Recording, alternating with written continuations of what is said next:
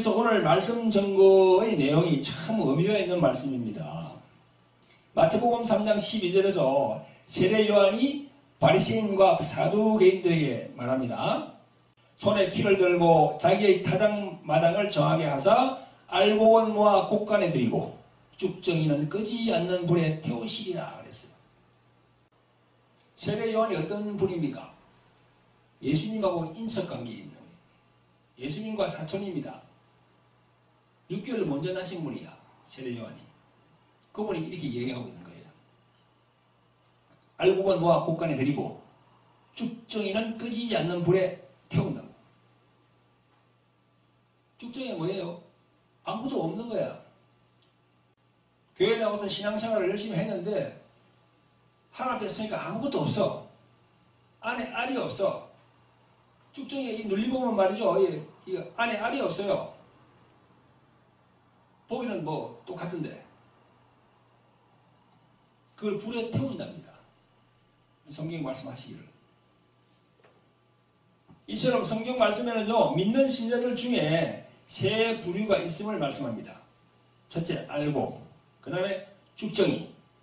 그 다음에 오늘 본문 비유에서 말씀하는 가라지. 그래서 세 가지가 있어요. 세 가지. 알곡과 쭉정이 그리고 가라지. 하나님께서는요, 알곡을 얻기 위해 곡식을 심었는데 결실할 때 보니까 심지 않은 가라지가 있더라는 겁니다. 또한 알곡이 되어야 할 곡식이 알곡이 되지 않고 그 쭉정이에는 속이 텅텅 비어 있다는 겁니다. 그런 쭉정이는 나중에 불로 태워버렸다는 것이고, 그래서 풍묵불에 던져서 넣으리니 거기서 울며 이를 갈미 있으리라 그렇게 말했습니다. 그런데 알곡된 자 곧 의인들은 어떻습니까? 43절에 보니까 자기 아버지 나라에서 해와 같이 빛나리라 했어요. 해와 같이. 얼마나 그 영광이 아름답고 찬란하면 해같이 빛난다고 하겠습니까? 해같이. 여러분, 해를 똑바로 바라볼 수 있습니까? 정면으로 보면요, 빛이 너무 강해서 눈이 멀어버립니다. 그 해 있잖아요. 엄청 강하거든요. 그 영광이 얼마나 빛이 나면 하늘에서 해같이 빛나리라 그렇게 말씀하시거든요. 그래서 이것은 알곡된 자, 그 알곡, 즉 의인들이 받을 영광입니다. 아멘. 성도 여러분, 이러한 성경 말씀을 우리가 접할 때면 예수님을 믿는다는 교회 안에서도 알곡이 있고 쭉정이도 있고 또 곡식이 아닌 가라지들도 있구나라는 것을 우리가 알게 됩니다. 그러면 여러분, 무엇을 알곡이라 하고 무엇을 쭉정이라 하고 또 무엇을 가라지라고 하는지를 한번 알아봅시다. 성도 여러분, 우리들 인간은요, 어떤 존재입니까? 그냥 한번 이 세상에 왔다가 자기 생이 끝나면 그냥 죽으면 끝나는 게 인생인가요? 어떻게 생각하세요? 오늘 유튜브를 지금 보시는 여러분들도 어떻게 생각합니까? 인생이 어떤 거예요? 한 번 왔다가 한 번 그냥 이렇게 살다가 죽으면 끝나는 그게 인생입니까? 여러분, 성경은 그렇게 말하고 있지 않습니다. 인간은요, 죽어서 끝나는 존재가 아니고 돌아가야 하는 존재입니다. 돌아가야 하는 존재. 인간은 돌아갈 곳이 있는 거예요. 그걸 우리의 성경은 본향이라고 합니다. 본향.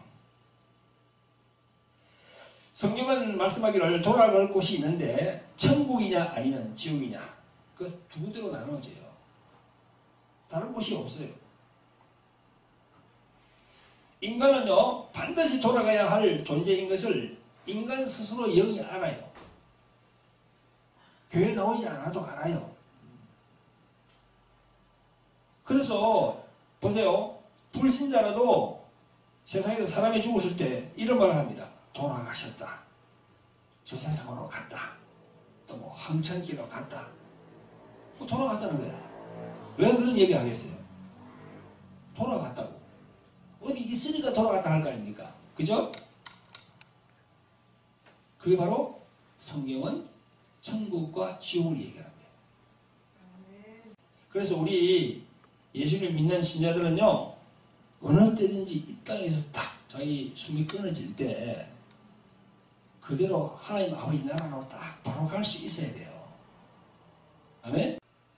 우리는 돌아가야 할 운명이라니까요. 근데 세상에서는 많은 사람들이 그러지. 이렇게 뭐 잘 먹고 잘 산다가 그냥 이렇게 그냥 끝나면 되지. 이렇게 생각하는 거예요. 저도 그랬습니다. 저도 한 30년 전 되겠네. 그런 생각했습니다. 근데 예수님을 믿고 성령의 인도함을 받으니까 이게 아니야. 히브리서 9장 27절에 뭐라고 하십니까? 사람은 반드시 한 번 죽는다고 얘기해요. 근데 그 이후에는 심판이 있다고. 심판. 그래 돌아올 곳이 있다는 거야. 지옥으로 가든지 천국으로 가든지 양단간에 두고들어 간다는 거죠. 그걸 우리가 가르쳐주기 위해서 우리 목사들이 있는 거예요. 이런 이야기를 하지 않는 목사는요, 가라지 목사입니다. 하나님 뭐 때문에 자기를 세웠는지 모르는 거야. 목사라는 분이. 여러분, 성경은요, 철저히 알곡만이 하늘 창고에 들어간다고 말씀하고 있습니다. 자, 그러면 누가 알곡이냐라고 반문했을 때, 씨 뿌리는 비유에서 말씀하는 좋은 땅이어야만 알곡이 나온다는 거죠. 알곡이 그냥 생기는 게 아니고, 밭이 좋아야 된다는 거죠. 좋은 땅이 되어야 알곡이 나온다는 거죠. 맞잖아요. 아멘. 길가밭과 돌짝밭 그리고 가시떨기 밭에서는요, 알곡이 나올 수가 없어요. 우리 지난번 주일날 그 주일 설교에서 내가 그 4가지 밭에 대해서 얘기를 했죠. 말씀을 들었습니다. 성경에서 말씀하시는 좋은 땅, 그 좋은 땅의 요건이 무엇입니까? 그것은 자신이 예수님께서 찾으시는 죄인임을 통감하는 자입니다. 그리고 그 죄에서 구원받기를 진정으로 원해서 통해 자복하면서 회개가 이루어진 사람이 바로 좋은 땅이에요. 좋은 땅, 좋은 마음 하니까 막 그냥 너러운 사람, 착하고 의진 사람, 그런 게 좋은 땅이 아니에요. 성경에서 말하는 좋은 땅은 자기 자신이 죄인임을 절감하고 하나님께 통회하면서 자복하고 하나님께 엎드리는 자, 그 사람이 좋은 땅이에요. 하나님이 바라시는 땅이라고. 그런 자에게 비밀이었던 천국의 좋은 씨가 심어져서 말씀을 듣고 성령님의 감동 감화로 깨달아서 알곡으로 결실을 하는 자입니다. 할렐루야. 아멘. 조금 더 부연 설명을 드린다면 2000년 전에 그 당시 이스라엘은요, 율법을 지키며 피 흘려러 오신 메시아를 대망하면서 기다린 민족입니다. 그런데 지키라고 주신 율법을 온전히 지킬 수 없는 자신을 보면서 인간의 죄성을 깨닫고 율법의 정죄로 인하여 영원히 심판받게 될 죄인임을 알아야 했습니다. 그 죄를 용서해 주실 메시아를 기다려야 했음에도 유대인들이 율법을 주신 하나님의 근본적인 의도를 보지 못하고 율법을 잘 지켜서 철저히 지켜서 영생에 들어가는 줄 알고 그걸 오해했어요. 그래서 율법을 지키는 데만 몰두했습니다. 온전히 지키지 못함에도 다 지키는 처럼 자신을 포장하고 죄인을 불러 회개시키러 오셨다는 예수님 앞에서 아니 우리가 무슨 죄인이냐? 우리는 목숨 걸고 잘 지키니 죄가 없다. 라고 자칭 의인이 되어서 그렇게 예수님께 그냥 대적했던 것입니다. 그런데 이와 달리 죄의 짐을 지고 고통받으며 죄인으로 인식하고 고통받으며 죄인으로 인식하고 살아가는 자들이 있었습니다. 그들이 예수님의 부름에 응하고 나와왔습니다. 누가복음 15장 1절 2절에 보면 이런 구절이 있습니다.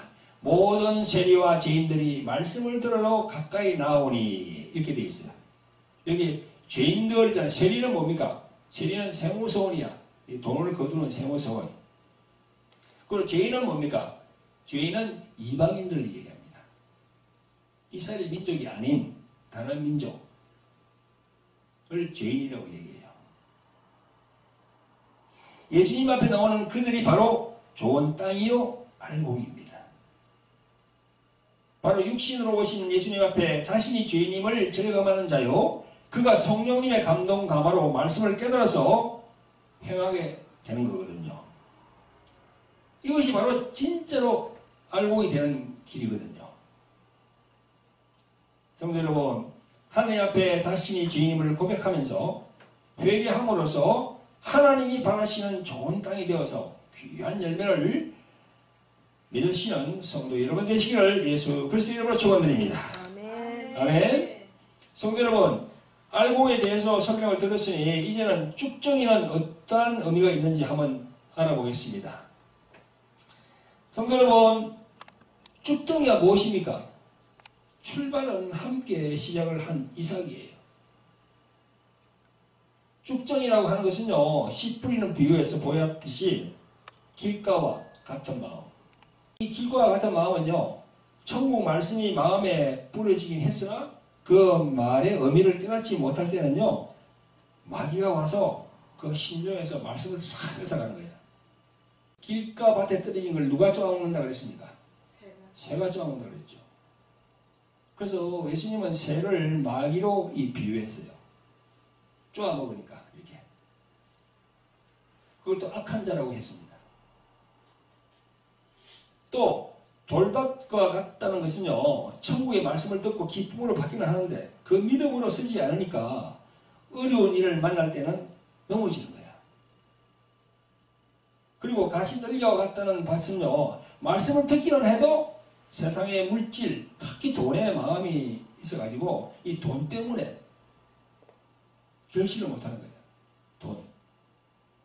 우리가 이 돈의 자유를 해야 돼요.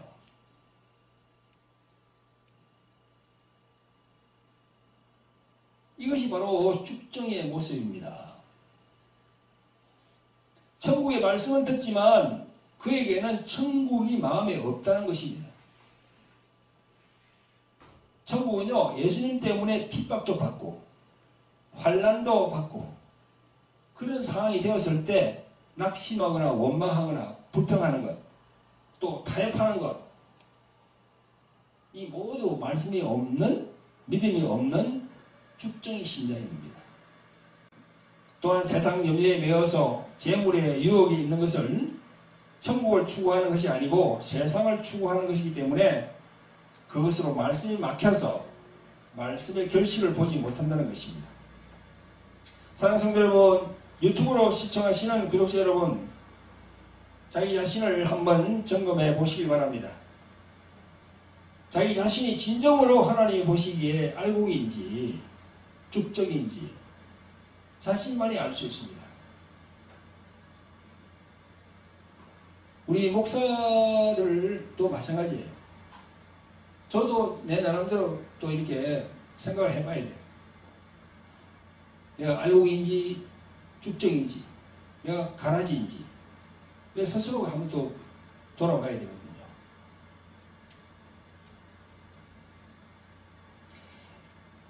세상 염려에 매여 있는 것과 재물의 유혹이 있는 것은요, 천국을 추구하는 것이 아니라 세상을 추구하는 것입니다. 좋은 씨를 뿌리긴 했으나 마음들이 길가와 같고 돌밭과 가시덤과 같으면 쭉정이가 되어버립니다. 교회도 마찬가지입니다. 인간 중심에서 나는 바리새, 서기관, 사두개 같은 그런 말만 전하는 목회자라면 성도들을요 쭉정이로 만드는 그런 목회자거든요. 그래서 우리들 목회자들이 직무가 여간 무거운 것이 아닙니다. 성경에 보면요, 실족해 하는 사람들은 연자맷돌을 맨다고 그랬어요. 참, 이 말씀을 기억해야 돼요. 특히 강단에서 말씀을 잘 전해야 되는 거죠. 잘못 전하면 성도들 목에 연자맷돌을 메고 빠지게 하는 거야. 자기도 나중에 연자맷돌을 맬 거고.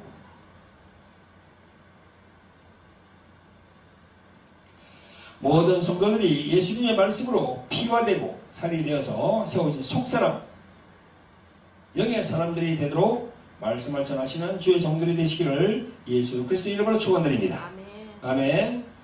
자, 성도 여러분, 구약 성경에서 복음을 최초로 받은 사람이 누구죠? 아브라함입니다.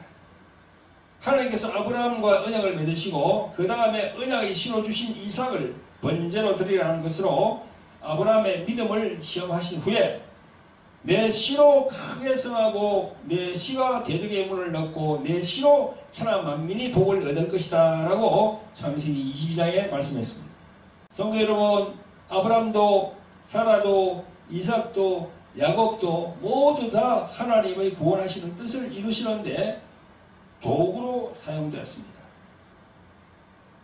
그 도구로 사용되면서 그 속에서 예수님을 보게 하시고 구원을 보게 하시고 예수님 안에 있는 하늘의 복을 보게 하신 것입니다. 하나님께서 천국의 좋은 씨를 뿌리기에 걸맞는 민족 이스라엘을 친히 준비하시고 거기에다 천국의 씨 예수 그리스도 메시아를 기다리는 그 소망을 집어넣었습니다.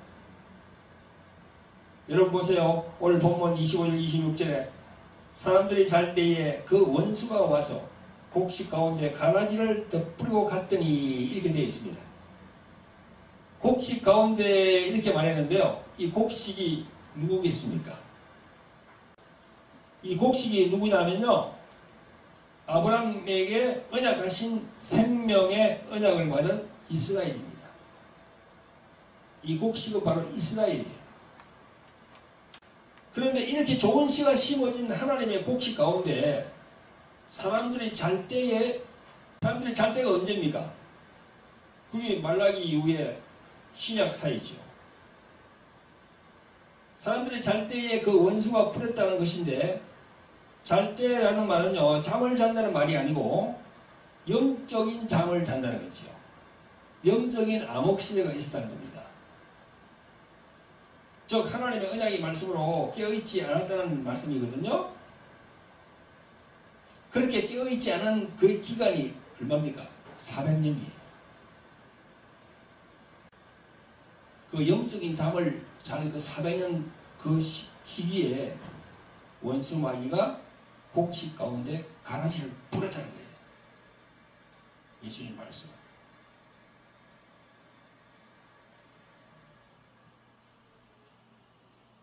그래서 바로 영적인 소경이 되어버린 거죠.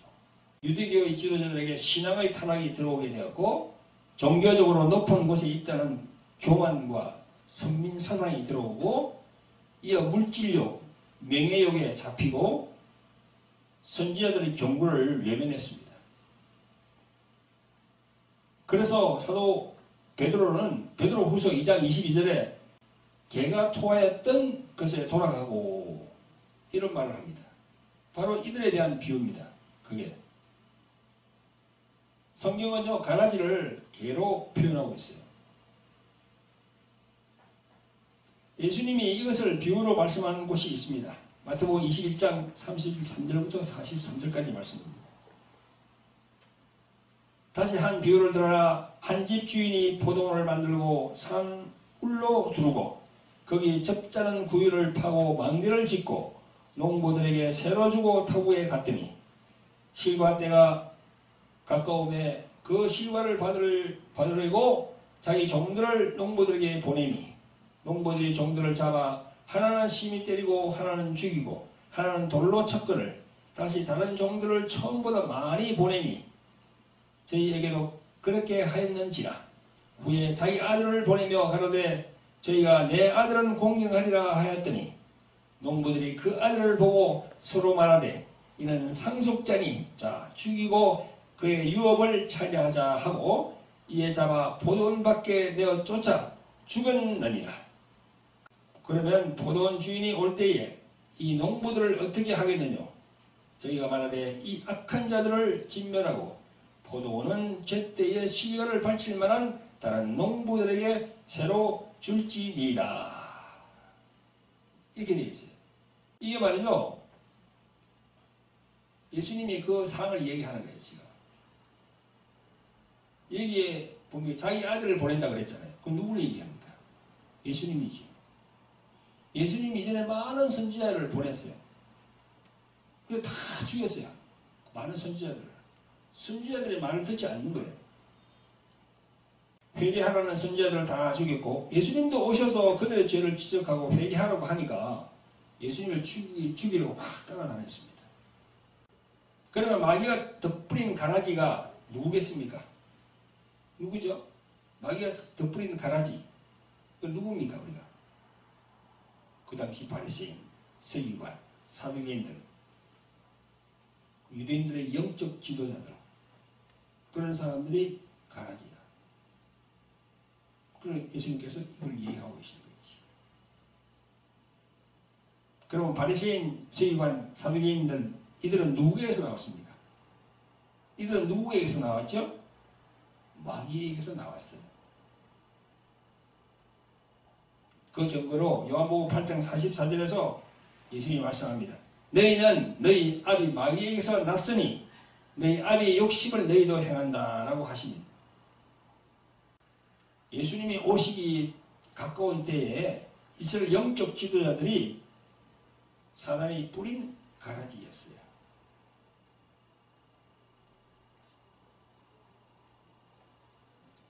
그렇습니다. 이 시대를 살고 있는 모든 신자들이 이 근원적인 가라지에 대한 성경의 정보를 깊이 마음에 새겨야 합니다. 아멘? 예수님은 그걸 얘기하고 있어요, 지금. 성도 여러분, 오늘 본문 29절에서 30절에 보면요. 가라지를 뽑는다고 하다가 곡식까지 뽑힐까 염려하니 주님께서 둘 다 수술 때까지 함께 자라게 두라고 이렇게 말씀하십니다. 이 부분에 우리가 주목을 해야 돼요. 21세기를 살고 있는 이 시대에서 사단이 풀어놓은 서기관, 바리새인, 사두개인들의 모습이 많이 보입니다. 우리 기독교 안에서도. 그들이 오늘날 가르치는 지도자들이 되어서 우리 곁에 있어요, 지금. 그런데 우리는 억지로 그런 사람들을 뽑으려고 해서는 안 돼요. 가만히 둬야 됩니다. 다만 구분하고 영분별을 해야 되지요. 가령 구원의 말씀을 전하면서도 땅의 것을 추구하는 그런 설교나 세상에서 잘 되는 그런 복과 명예, 부귀 그런 데다가 초점을 맞추고 또 정신개발에 이렇게 초점을 맞추고 하는 그런 설교라면요. 그런 목회자는 진짜 가라지 가능성이 높아요. 그런 것이 바로 사두개인 사상의 가라지입니다. 또 하나님의 얼굴을 바라보지 않고 하나님의 손만 바라보는 그런 열심의 신앙이 있죠. 기도 열심히 하고 봉사 열심히 하고 헌금 잘 내고 예배 잘 드리고 이렇게 열심히 그렇게 하면 하나님의 복을 많이 받는다. 하나님이 기뻐하신다. 그런 걸 부추기는 그런 신앙. 내면에 자기 부인으로 겸손과 낮아짐이 없고 없는 가운데 그것만 부추기는 그런 신앙. 바리새인 그 가라지입니다. 자기 부인을 통해서 낮아져야 돼요. 철저히 겸손하게 되어야 됩니다. 그리고 성경이 인간을 중심으로 주인공으로 사람을 높이고 사람이 영광을 받고 그렇게 하는 건 바로 우상화 아닙니까? 그리고 목사가 우상되어서는 안 되거든요. 하나님께 온전히 나가야 되는데 그 목사를 통해서 우상화가 되면 안 돼요. 그것도 하나의 가라지의 종류라고 할 수 있겠죠. 그래서 이 마지막 시대는 영분별을 참 잘해야 됩니다. 이게 말이죠. 솔타이라는 이야기 들어봤죠? 솔타이. 솔타이는 뭡니까? 혼의 묶임이야. 혼의 묶임. 강단에서는 목사가 계속 그런 혼적인 말로 계속 설교하잖아요. 그죠? 인간적인, 세상적인 그런 계속 설교를 하잖아요. 그러면요, 그 설교를 계속 듣고 있으면 그 사람도 똑같이 그렇게 됩니다. 그런 사고방식을 가져. 또 율법에 대해서 막 복음이 아닌 율법으로 막 이렇게 성도들을 그냥 그렇게 인도하면요, 그 성도들도 똑같이 율법인 그런 신앙이 형성이 돼요. 율법으로 형성이 되면 어떻게 됩니까? 정죄밖에 없어요. 계속 지적이에요. 지적. 그러려면 또 가라지가 되는 겁니다. 그래서 우리들이 스스로가 자기를 돌아봐야 돼. 자기 안에 바리새의 가라지가 있는지, 서기관의 가라지가 있는지, 사두개의 가라지가 있는지 철저히 자기 자신을 한번 돌아봐야 됩니다. 우리 목사들 위시해서 전부 다가 예수님은 천국의 좋은 씨를 뿌릴 때 씨에 맞는 제밭에 뿌려 결실을 하였다 이렇게 말씀하셨습니다. 또한 천국의 말씀이 생명을 받을 수 있는 좋은 땅이라야 결실한다고 말씀하셨습니다. 그러면 우리는 정신을 차리고 깨달아서 자신이 좋은 땅이 되어서 알곡을 생산할 수 있도록 그렇게 해야 됩니다. 아멘? 그러니까 영분별을 잘 해야죠. 절대 가라지 무리에 같이 이렇게 들어가서는 안 되는 거예요. 그 무리에 들어가면 자기도 가라지가 될 수밖에 없어요. 그 솔타이에 의해서. 자신도 몰라. 그리고 우리가 영분별을 잘 해야죠. 영분별을 잘 해서 절대 가라지 무리에 들어가지 않기를 예수 그리스도 이름으로 부탁을 드립니다.